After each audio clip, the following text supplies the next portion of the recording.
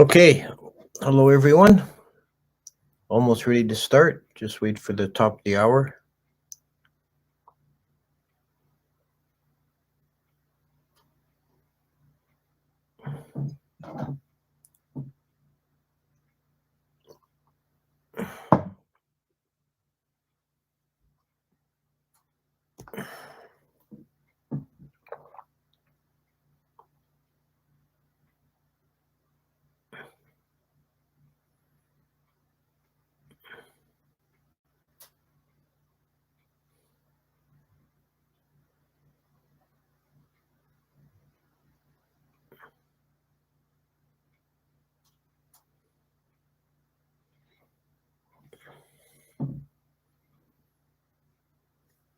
Okay. Namo tassa bhagavato arahato sama sambuddhasa. Namo tassa bhagavato arahato sama sambuddhasa. Namo tassa bhagavato arahato sama sambuddhasa.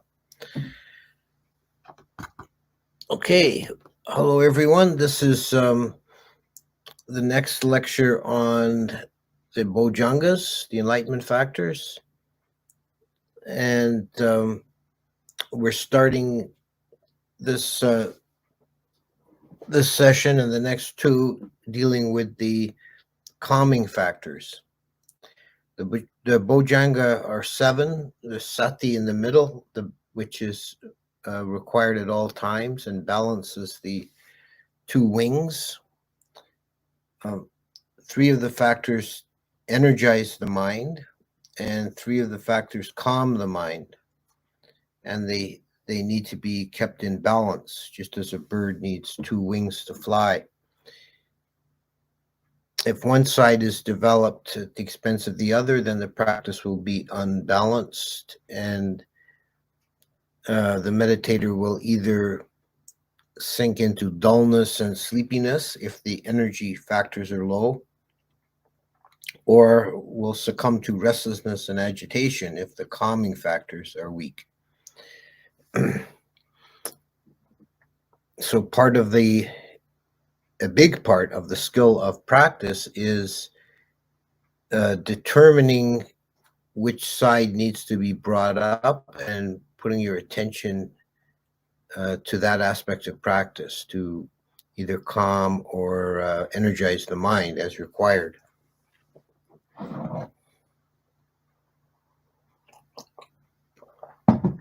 So the first of the calming factors is Passadhi, or tranquility. This is the quiescence or stillness, quietness of mind. Calm. No? It's a mental state of great value, and its value is not appreciated in the world. It seems that what the culture pushes people to seek is excitement, thrills, which is contrary to calm and tranquility. And people, I think, many people wrongly assume that tranquility is somehow dull or boring, whereas it's profoundly pleasant to be tranquil. For someone who's not experienced tranquility in their life to any degree, when they find it, it's like an amazing gift to be free of agitation, free of anxiety, to just be at peace.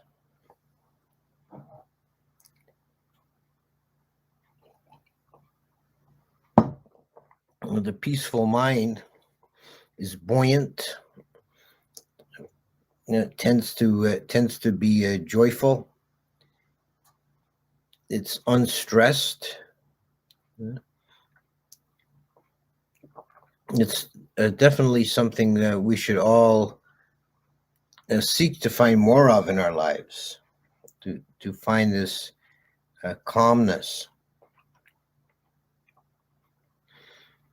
One contributing factor to that is the quality of santuti, or contentedness. Contented, sometimes called contentment with little. There is a Mahayana text that calls contentment with little as the wish-fulfilling gem. In Indian mythology, a lot of the fairy tales center around the hero seeking the wish-fulfilling gem.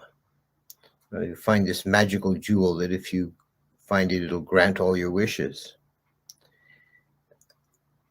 But according to this text, santuti is the wish-fulfilling gem, because if you have contentment, then all your wishes are already fulfilled, because you're not wishing for anything beyond what you already have. So you have this contentment, so you're at peace. So desire is not nagging the mind.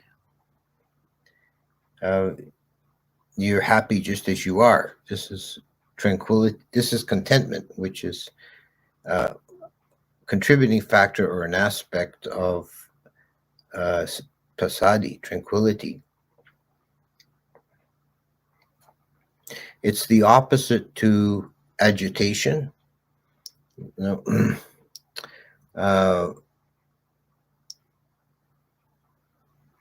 Udacha, restlessness or agitation, is when the mind is not tranquil, it's not at peace, it's fidgety.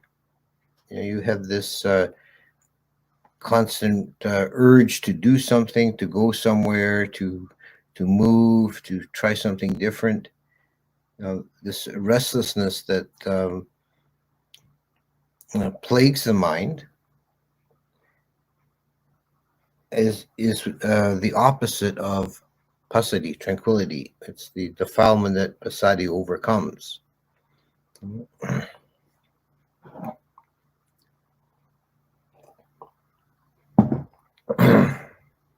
A good rule of practice, if you find yourself experiencing restlessness in meditation, is to sit still, to overcome restlessness by stillness. It's a easy mistake to make. People make often is they try to get rid of restlessness by appeasing it. The desire mind will throw up all kinds of reasons and excuses why you should be doing something else. Meditation is not going well, so you tell yourself, well, if I go out and go for a walk, or if I clean the room, or if I read for a few minutes, or answer some emails, or get that out of the way, get something out of the way, do it now, then I'll be able to settle down and do my meditation. And that doesn't work in the long term. Restlessness will just keep coming back again and again. The only way to get through restlessness is to force yourself to be still, physically and mentally. And it can be difficult at first when restlessness is agitating the mind and making the body twitchy, but eventually you will conquer restlessness that way and come out the other side and experience Passadhi, the tranquility. There's tranquility of the body and tranquility of the mind. The body's tranquil. You don't feel any urge to move. You're just at peace. There's no stress. There's no tension in the body. And tranquility of the mind is similar on the mental plane. You feel at ease. There's no anxiety. There's no spinning of random thoughts. The mind is just calm and at ease.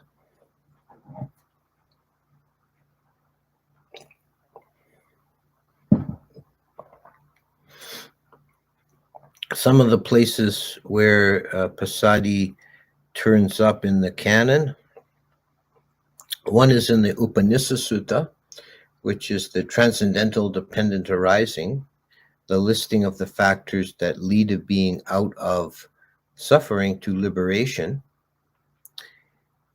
And in that sequence, piti causes passadhi, and passadhi causes sukha. Because of piti, passadhi arises. Because of passadhi, sukha arises. So this is itself worth contemplating. Here, passadhi serves as a link between, it's the intermediate or transitional state between piti and sukha. Piti is that we spoke about in one of the previous talks about energizing factors. It's also a jhana factor. Piti is usually translated as rapture. It's the energetic happiness that has it's technically a mental factor, but it has a strong physical correlation that you experience thrilling sensations in the body when you have piti. And it has a beneficial and a healing aspect to it. In the sense it subjectively seems to wash away tensions and defilements and so on. So this would tend towards tranquility, because the waves of piti are basically tranquilizing the body, although piti itself is not fully tranquil. There's a kind of thrilling or exciting aspect to it. It does tend towards clearing out the tensions and stresses and anxieties and bringing the mind towards a more collected and tranquil state. And when this tranquility is well established in the mind, then that happiness that was present in piti is transformed into the more profound happiness of sukha, or bliss, that is peaceful. There's no exciting aspect to it. It is itself tranquil, we could say, that it's the oceanic happiness that has a stillness to it.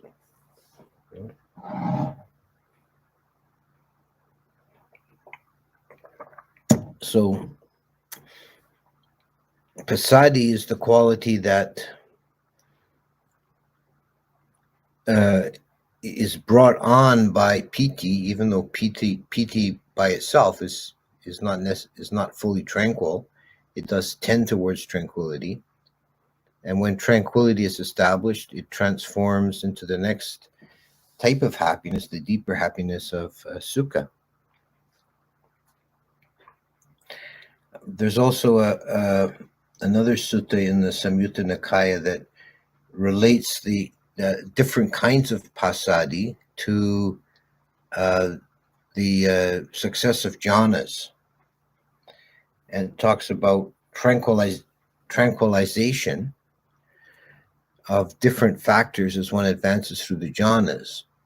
So the first jhana, it said in this sutta that speech, vacha, is tranquilized, meaning one doesn't talk or speak while in jhana. That's been tranquilized. Then in second jhana, vitakka vichara, or applied and sustained thought, are tranquilized. So the thinking process is tranquilized. It's made quiescent. And then in third jhana, rapture is tranquilized. And in fourth jhana, the in and out breathing is tranquilized. In the nirodha sampatti, the cessation of perception and feeling, vedana and sanya are tranquilized. And for the arahant, the root defilements are tranquilized. So except for that last one, passadhi as a verb, the tranquilization of doesn't mean eradication. When you are in jhana and the second jhana and thought process is tranquilized, it's not eradicated because one emerges from jhana, that faculty returns. But here it means something like made quiescent or made dormant. For the arahant, it's the tranquilization of the root defilements, that is greed, hatred, and delusion, loha, lopa, moha, dosa. When these are tranquilized, it really means eradication. They're uprooted and ended for the arahant. They do not return.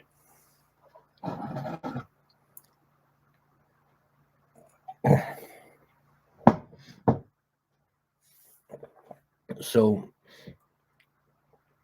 here, generally, the word passadhi means made quiescent, made quiet. And a tranquil mind is a quiet mind. There's not there's not a lot of activity. The mind is at peace.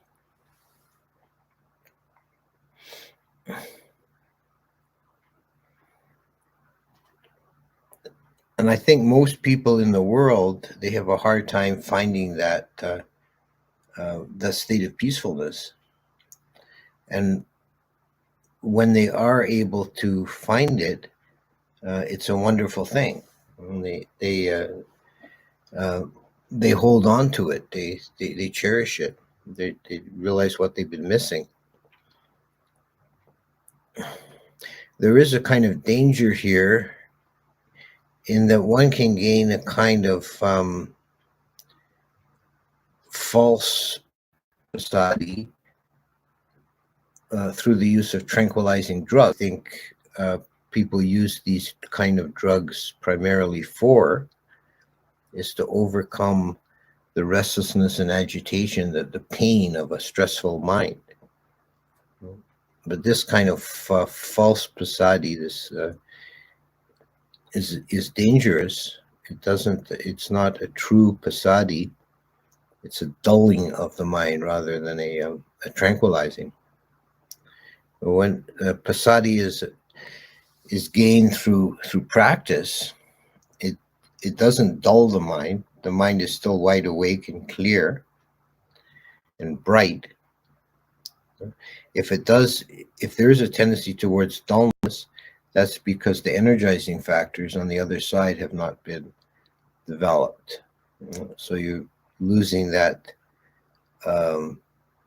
true buoyant passadhi that is associated with clarity and wakefulness, is bright.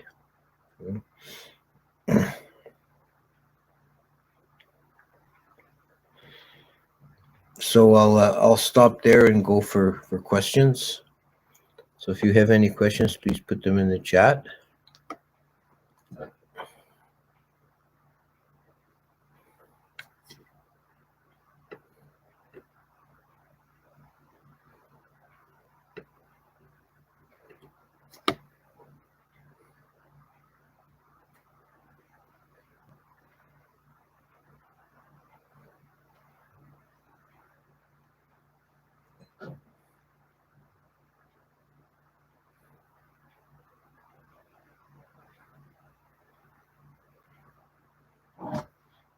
Yes, everyone is fully tranquil because we're not getting the usual stream of questions in the chat.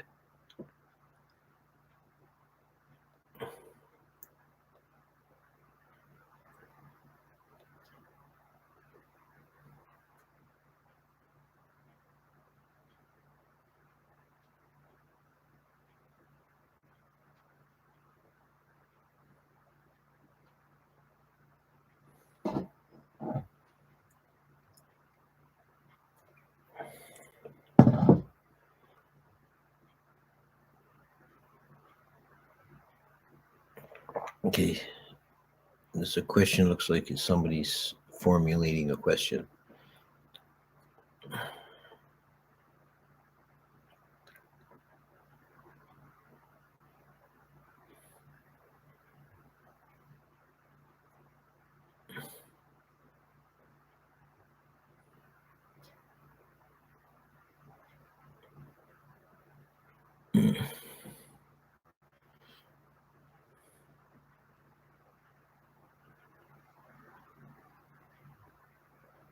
Okay, I'm not seeing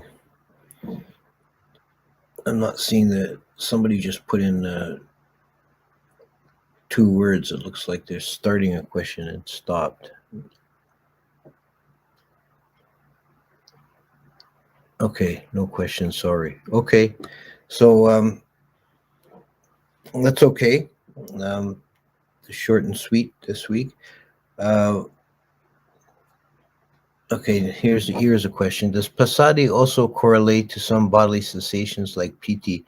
No, not except except ease and lack of tension in the body. There's, if you feel um, the opposite of of tranquilization of the body, the opposite of that would be stress in the body, like you have knots in the shoulders, or stress in the back, or the knees, or whatever. But with Passadhi, that's all eased. That there's a sense of just well-being and presence in the body.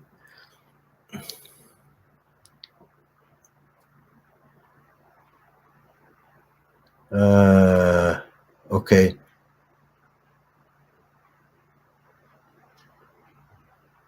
How can we make sure that any wisdom achieved in this life is carried over to next life?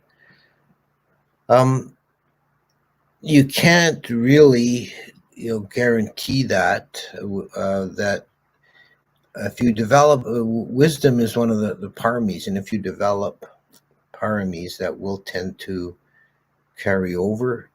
But it wouldn't be. It's not like you start out in your new life with the specific wisdom you've attained, but you will have a tendency to develop wisdom, if you've nurtured it in this life.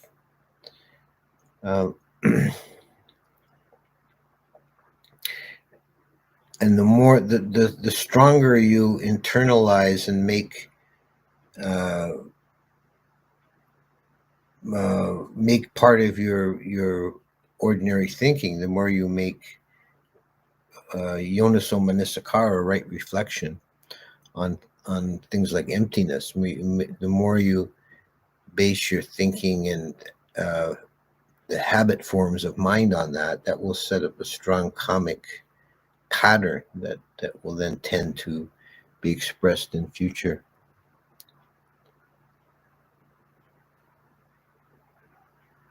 Can monks use psychiatric meds such as lithium or Prozac? I don't think I don't think there's any really hard and fast rule against that, but I would think it's kind of counterindicated, unless, there are cases of people who develop serious brain chemistry problems and they need medications to balance that. But I think would be a strong tendency amongst bhikkhus to try and deal with their mental problems through practice, rather than chemically adjusting the brain.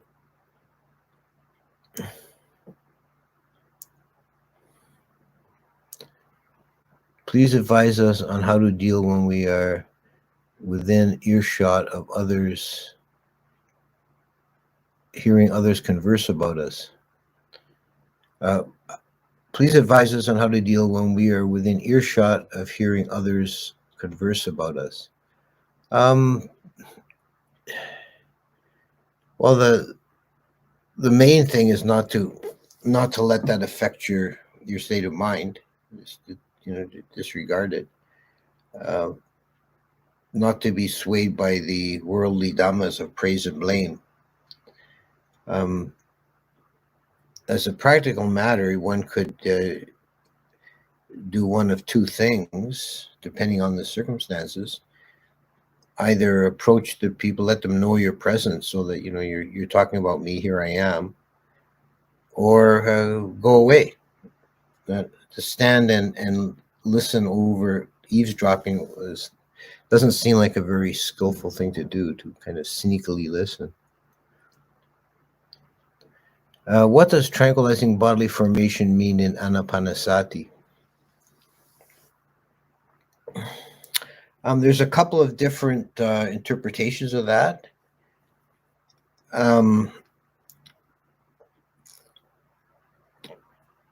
I lean towards the idea that it means tranquilizing the breathing process, that the breath will naturally, as you develop anapanasati, you shouldn't be manipulating the breath. You shouldn't be controlling the breath. You should let the body breathe, but the tendency will be for the breath to become naturally more subtle and refined. And this is tranquilizing the bodily formation. So what often happens for some meditators is it comes a point when they have trouble seeing the breath or feeling the breath, and what that seems to be is that the bodily formation has become so tranquil that the mind has not caught up to that. The mind is still on a coarser level and doesn't perceive the more subtle formation.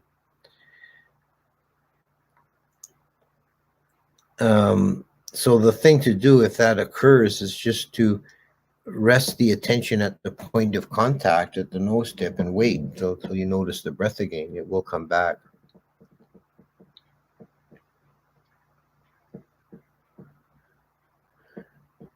And another interpretation that's found in the commentaries is that body here does not mean the physical body, but means the mental body. So sometimes in the commentaries, they distinguish between mind as meaning just consciousness or chitta, and all the other mental factors called the mental body. But I lean towards the first interpretation myself.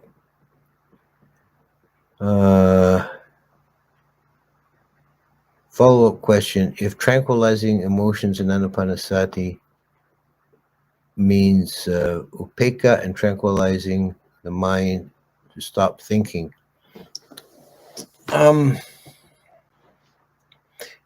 yeah, I would say basically that's a reasonable way of reading it. Like tranquilizing the sankharas or the thinking process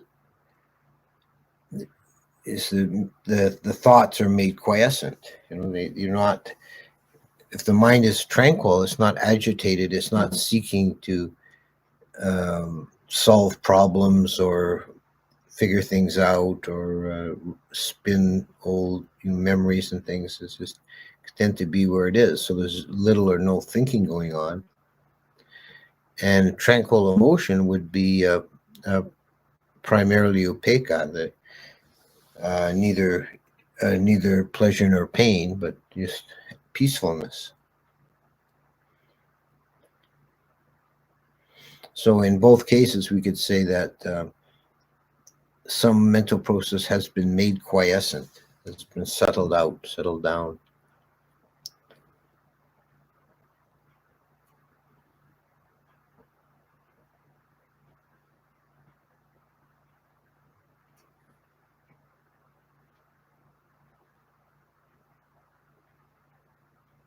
Let's see.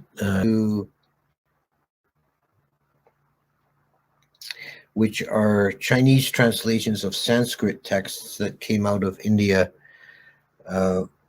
before Ashoka's time.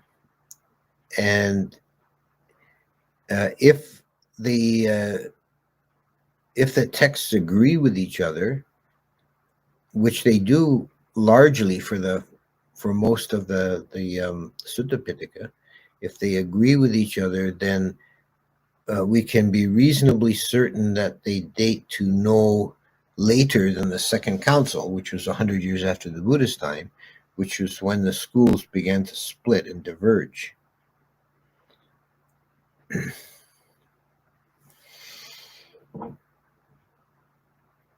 Can use of a mantra lead one into samadhi and enter jhana? Any particular mantras you recommend? Yeah, a mantra can be used as an object of meditation for developing samadhi. Um, it's not a practice that's so well developed in Theravada as it is in Tibetan, for example, where they have dozens of mantras for specific purposes. But it is done. In Thailand, they often use the simple mantra Budo with the breath. It's a very common meditation technique in Thailand for the forest ajahns, and it's very effective. That is, you use the syllable bu on the in breath and do on the out breath. So you link it to the breathing.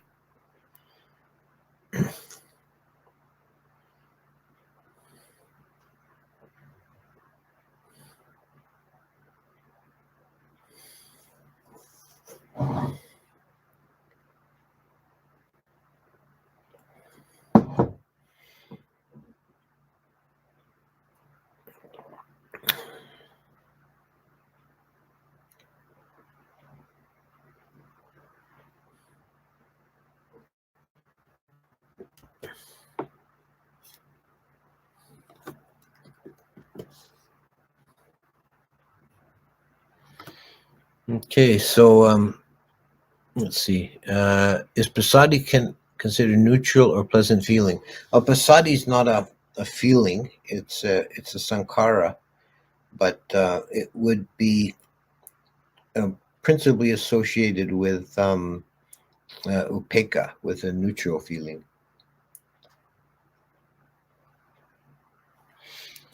So okay, I think that we can maybe make an end. I think that's good. We covered Passadhi. So next time I'm going to do samadhi, and then we have after that upekkha, and then we've done this series. Okay, may you all have a tranquil day and be peaceful, and catch you next week.